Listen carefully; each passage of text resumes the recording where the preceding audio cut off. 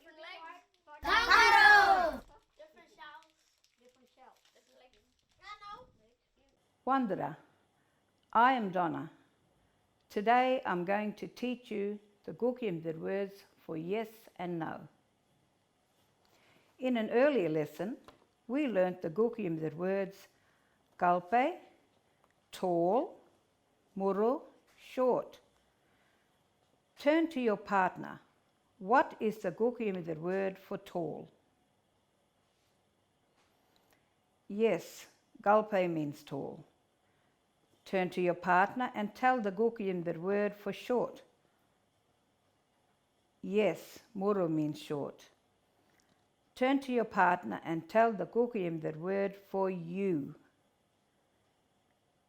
Yes, Nhundu means you. We are going to remember these words. Yes. Gaari, no or not. Is the girl tall? Yes.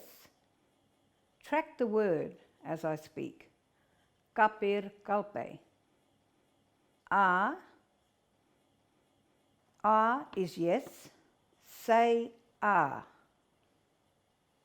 Again. Say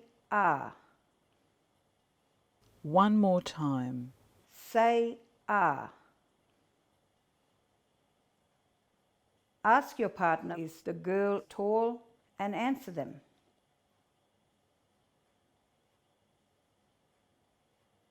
Is the girl short?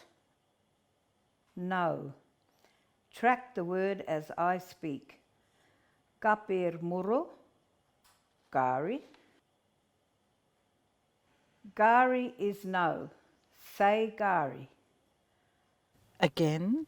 Say Gaari. One more time. Say Gaari. Ask your partner whether the girl is short.